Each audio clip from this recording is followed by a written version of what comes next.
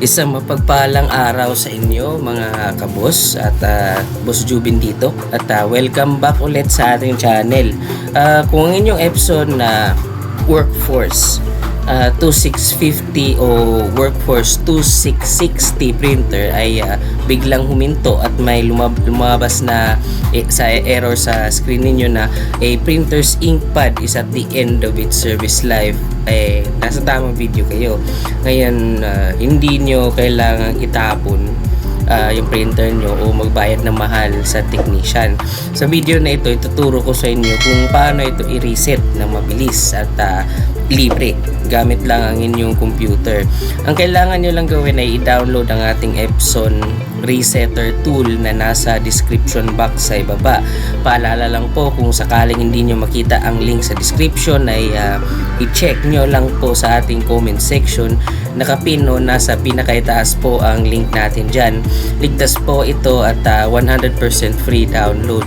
Siguraduhin nyo lang po na ang printer ay nakasaksak ng direkta sa computer gamit ang USB cable at naka-on ito bago natin simulan ang pag-reset. So, simulan na natin. Ngayon, pagkatapos nyong ma-download ang file natin, pumunta agad kayo sa inyong downloads folder. Makita nyo rito ang compressed zip file natin para sa ating Epson Resetter. I-right click nyo lang ito at piliin ang extract here o sa WinRAR o 7-zip. Pagka-extract o pwede nyo, kung wala kayong WinRAR, pwede nyo gamitin ng extract all. Pagka WinRAR, extract to Epson Workforce. So, gagawa siya ng ibang folder. Sa loob nito, makita nyo ang application file na adjustmentprogram.exe. Pero, hindi nyo pa po ito mapaparan agad kasi kailangan pa siya i-activate. So, ito ang ating Epson Adjustment Program na para gumana ito na maayos at walang maging restriction sa system nyo, kailangan mo nang i-activate ang keygen muna. So, ang kailangan nyo gawin is double click nyo yung keygen. So, ito, yung keygen, lalabas dito ang hardware ID. So, pag open nyo ng adjustment program nyo, na-activate na sa akin. Pero, pagka open nyo ng adjustment program nyo, magbibigay siya ng hardware ID. Pagkatapos nyo ibigay ng hardware ID niya, kailangan nyo siyang i-paste dito sa hardware ID section. Wala kayong babaguhin dito. Dito lang sa hardware ID. Pagkatapos nyo i-paste yung hardware ID niya, i-click nyo yung generate agad. Wala na kayong ibang i-fill out dyan, hardware ID lang. So, dito sa serial number, pagka-click nyo yung generate, may lalabas sa serial number. Tsaka dun nyo i-paste i-copy nyo yung serial number gamit ng copy to clipboard. Tsaka i-paste nyo dun sa lalabas na activation screen na lalabas. So, pagkatapos na ma-activate yun, pwede mo na i-close yung yung license key generator, tsaka lalabas na ang ating Epson Adjustment Program. So, ito po ang ating adjustment program. So, ngayon, nakabukas na ang program.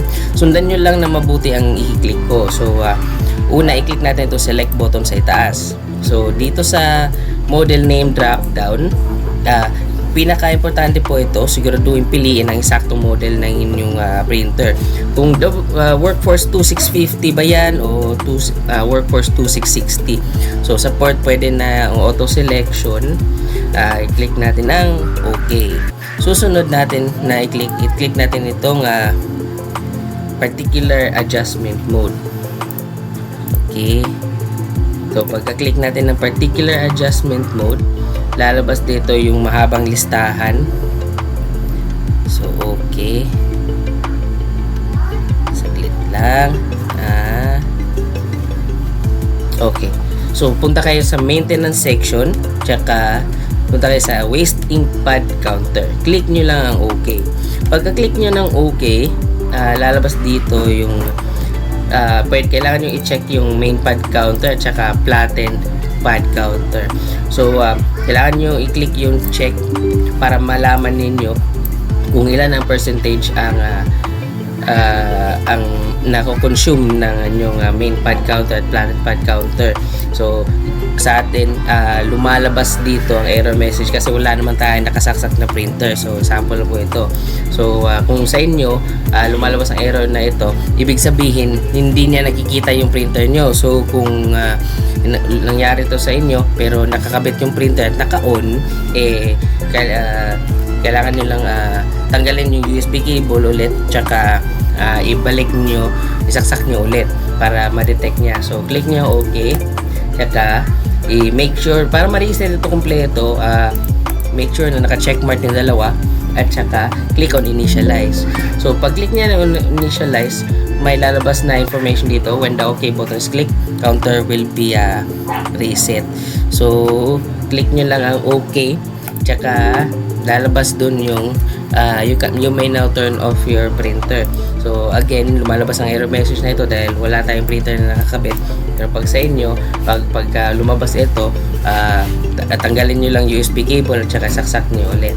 Okay, so yun lang po. Ayun, na mabilis lang. So pag may lumabas na yung pop-up na nagsasabing please turn off the printer, sa part na ito, huwag nyo muna i-click ang OK. Ang gagawin nyo muna ngayon ay lumapit kayo sa inyong printer at pindutin ng mismong power button para mamatay ito ng tuluyan. Kapag patay na ang printer, balikan nyo yung computer at i-click na itong OK button sa screen. So pagkatapos nyan, pwede nyo nang muling i-on o buhayin ang inyong printer.